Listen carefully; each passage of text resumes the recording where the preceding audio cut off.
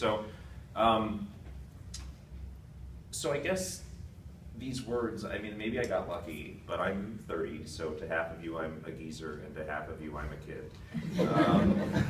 And I mean, like, I remember growing up with posters, and they talked about celebrate diversity and dare to be different, and Dalmatians with rainbow spots, and I mean, it's just been like infused into my education since I was in elementary school.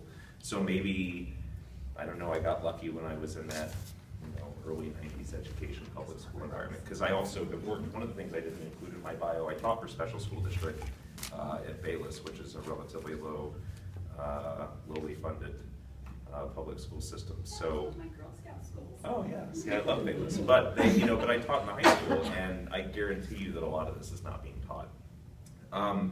So, I got pretty lucky from the bio. Clearly I do a lot with the LGBT community, and I'm as queer as a $3 bill, but, but I mean, in some respects too, I enjoy white privilege, and you've all heard about, whether or not you sound gay or you talk gay or anything like that, and I can pretty much turn all that off and kind of fly under the radar. So I mean, I've been relatively lucky, and, right. Just keeping it real.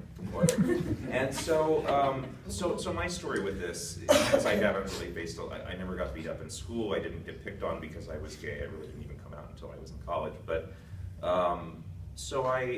in 2009, my grandmother passed away, and I moved in with my grandfather, and he was 86, and he was distraught, and he needed somebody to live with him. And so by that point, I was kind of getting old enough to the point where I was pissed off about political issues and starting to get involved. And I would go to protests and rallies, and I went to the March on Washington, and when was that, 2008, yeah. I think. And so I was starting to get involved, but I moved in with my grandfather. And at that time, 2008, the only person on the entire planet that I hadn't come out to yet was him.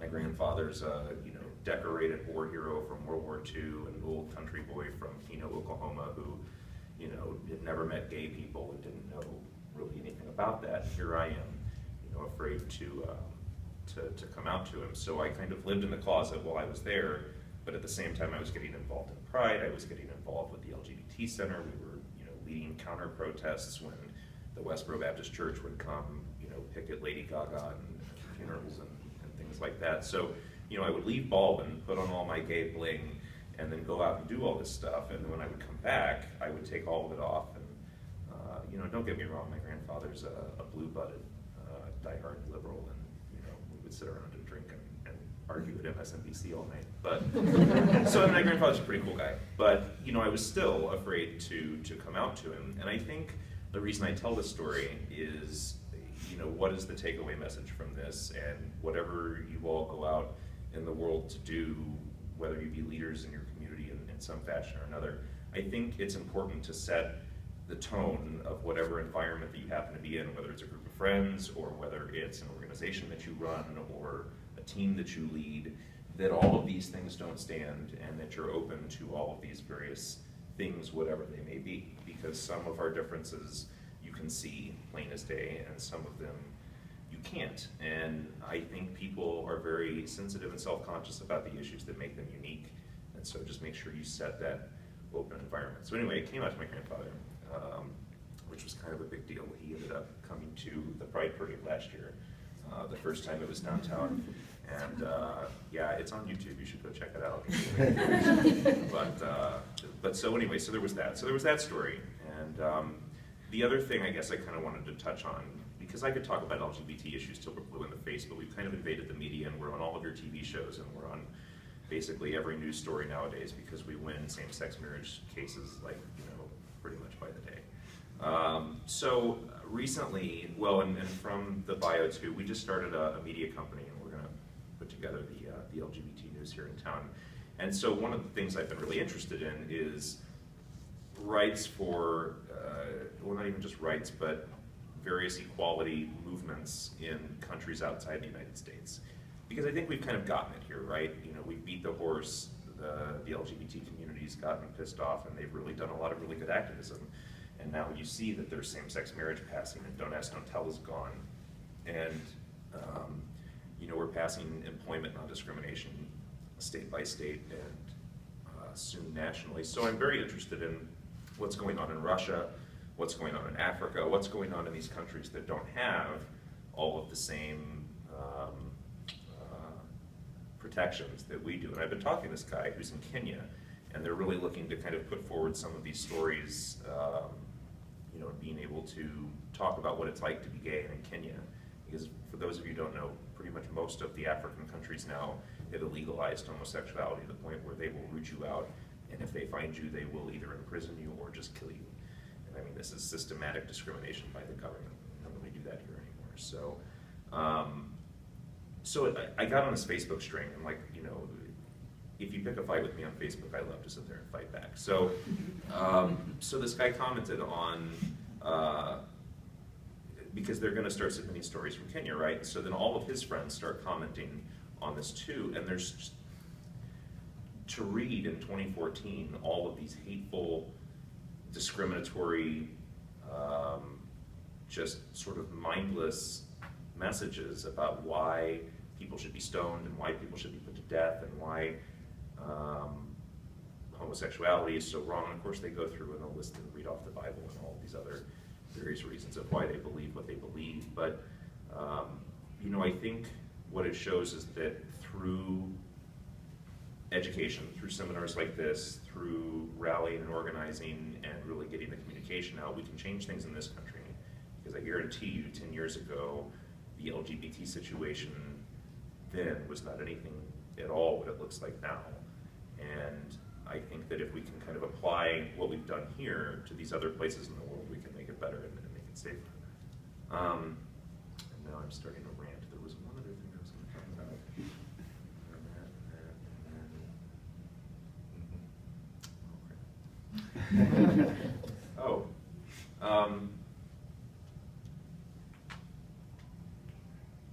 Yeah, so one other little interesting point about me, and I will talk about Michael now. So my husband is a drag queen, which is a loaded statement in and of itself. And so on top of that, he is a one-armed drag queen.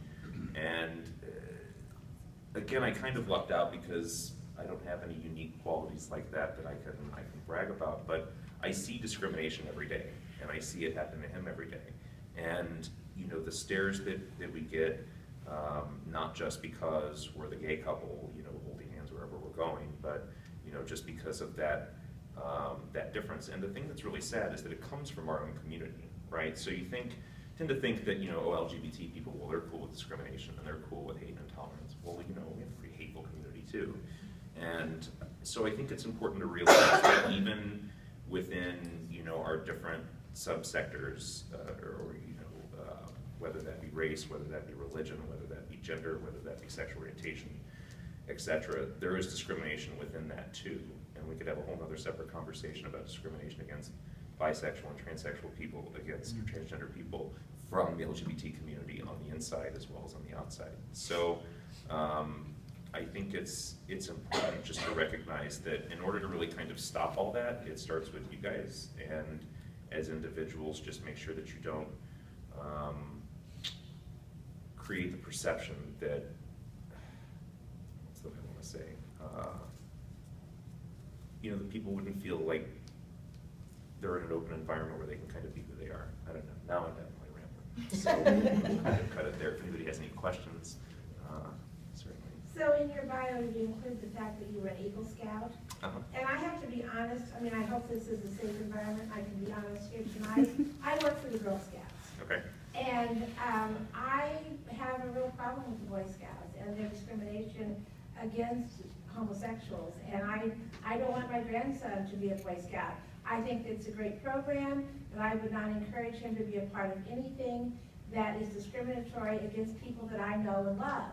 So how do you explain to me how you still want to put in your bio that you were an Eagle Scout? Well, I actually put it there for that very reason. I'm glad Okay. you asked that question. So, yeah, so I'm an Eagle Scout. I'm actually very proud that I'm an Eagle Scout. I mean, you know, my time in Boy Scouts was very educational. I learned a whole bunch of stuff that I think peers my age. Are you an Eagle Scout?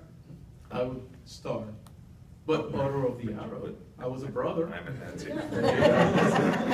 Same. Okay. We had Star Scout, Stars there. Yeah, see, we had cool I'm sashes. proud of it, yeah. We had sashes. I know. They were very, I'm thinking about it. That's They very were- good. they were very masculine. And Yeah. so anyway, so, you know, I think, so the Boy Scouts, you know,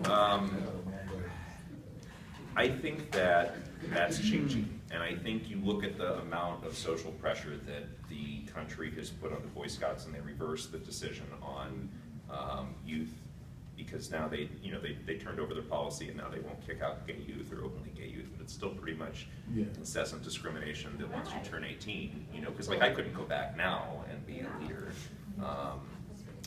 But I think that's, The guy that was the gay leader. yeah, well, the guy out in Seattle, or he's in, I think he's in Seattle, right? And, yeah, you know, and even the pastor that runs the sponsoring organization has said, you know, we're not letting Boy Scouts sponsor a troop here, or charter a troop here, because, you know, our church, our religious organization doesn't believe in that kind of intolerant discrimination. So I think, you know, I think Boy Scouts is a good organization as a whole. I think the ideas, generally speaking, it's there.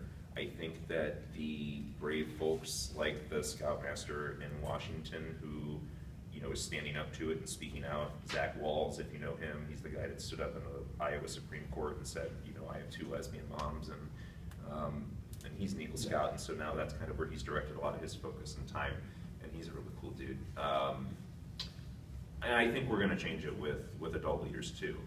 You know, the Harvey Milk, who was the first openly gay elected head of politics, you know, there was a famous quote of him talking to the mayor, George Moscone, and he was talking about gays with power and how scary of a thing that is.